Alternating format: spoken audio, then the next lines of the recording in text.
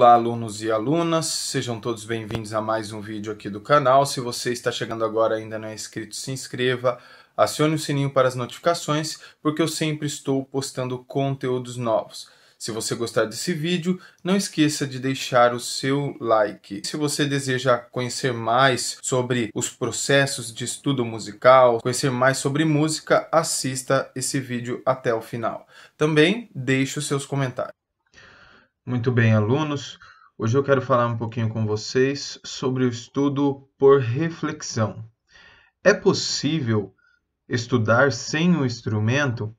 É uma questão que então eu me proponho a trazer para vocês e que ela irá com certeza, se aplicada, contribuir muito para o desenvolvimento musical de cada um dos estudantes que acompanham as aulas. Então, vamos conhecer um pouco mais sobre esse estudo por reflexão. Aqui eu tenho como base, tá, um texto do Henrique Pinto, e a publicação que eu tenho em mãos é do ano de 2005. Esses fundamentos de um método que são propostos aqui pelo Henrique Pinto, então, se dividem da seguinte maneira: o treino do ouvido, o treino da memória, conceito de relaxamento e posição do corpo. Dentro deste fundamento, desses fundamentos de um método, é justamente no treino da memória que nós queremos falar do estudo por reflexão.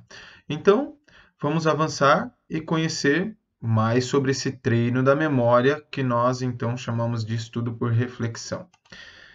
Estudo por reflexão, também então seguindo o mesmo texto conforme eu pontuei para cada um de vocês aqui, usando o texto do Henrique Pinto do ano de 2005, a publicação que eu tenho em mãos, tá?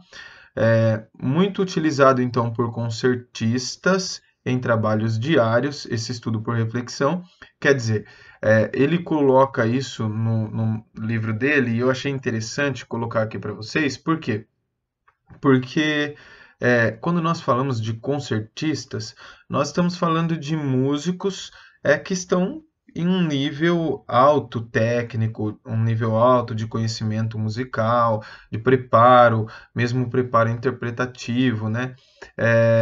Então, isso faz com que esse método tenha um certo valor, uma vez que essas pessoas fazem uso desse método. Então, eu achei interessante trazer esse ponto para vocês. Então, o estudo por reflexão, que é utilizado por esses concertistas, ou seja, esses grandes músicos, consiste em decorar uma peça sem a utilização do instrumento, tá? Ou seja, você vai pegar a partitura e vai estudar ela o tempo todo ali. Não quer dizer que você não vai deixar de tocar o instrumento, não é isso. Mas você vai ter um tempo. Se você vai estudar uma peça nova, por exemplo, você vai fazer ali um tempo de estudo, de memorização, de análise dessa peça sem o instrumento, tá? Agora, vale lembrar que em muitos contextos, às vezes, as pessoas querem estudar música e não têm um instrumento musical.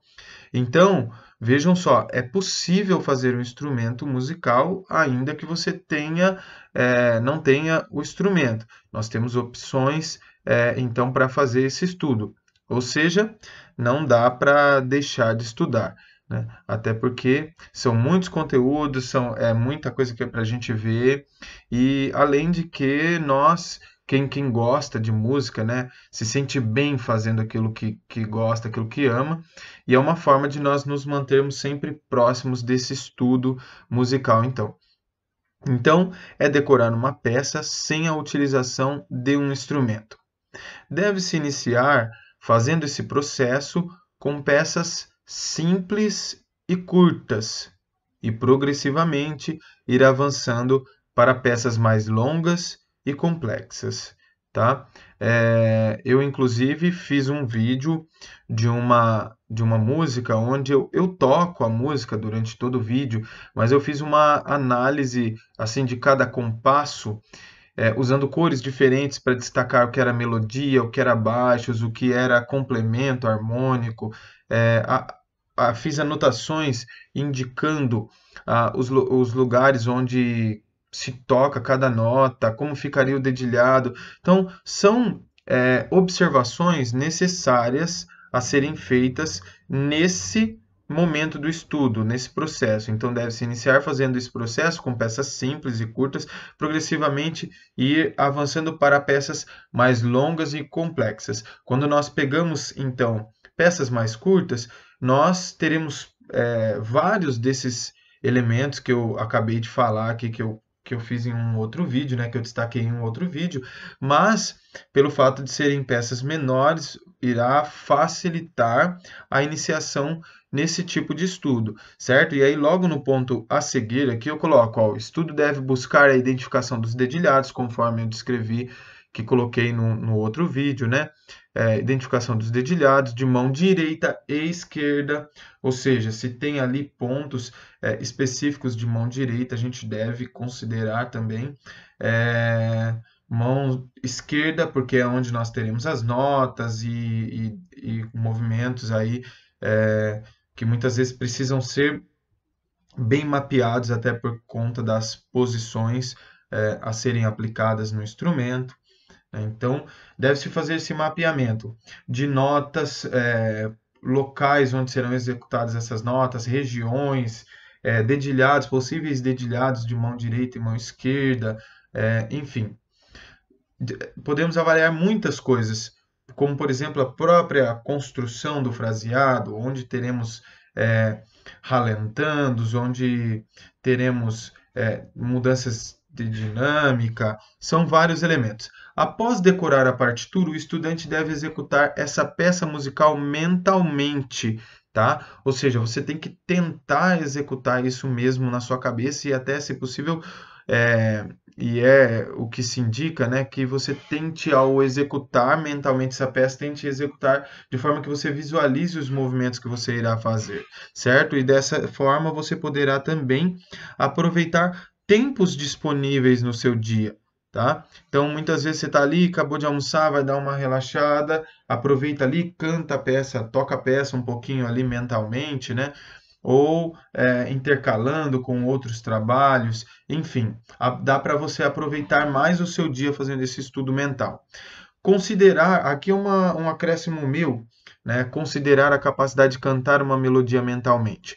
Quanto mais nós temos o conhecimento dos intervalos e conseguimos muitas vezes cantar uma melodia somente ao olhar para a partitura, né? Ou seja, eu estudei tão bem o solfejo lá melódico, o conhecimento harmônico e tal, que eu consigo identificar os intervalos, os movimentos sonoros e tal, tudo mentalmente. Isso é uma outra coisa que ajuda muito. E aí, uma vez que nós vamos tocar uma peça, que muitas vezes nós não temos o conhecimento específico da execução, mas nós ouvimos bastante aquela peça muitas vezes, então nós temos aquilo de certa forma também presente na nossa memória, né? O ouvir de outros intérpretes aquela peça, enfim, tudo isso em questão sonora, né? O ouvir intérpretes tocando aquela peça, mas também a capacidade de entoar aquelas notas, de ler aquela melodia sem ter o instrumento, né? Isso também ajuda nesse processo do estudo por reflexão.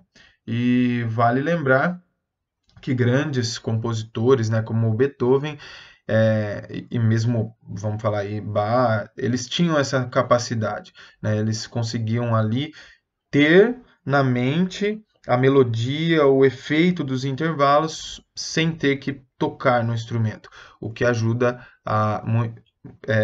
muito nos processos de memorização das peças, de estudo, enfim. Muito bem. Esse, então, é o estudo por reflexão.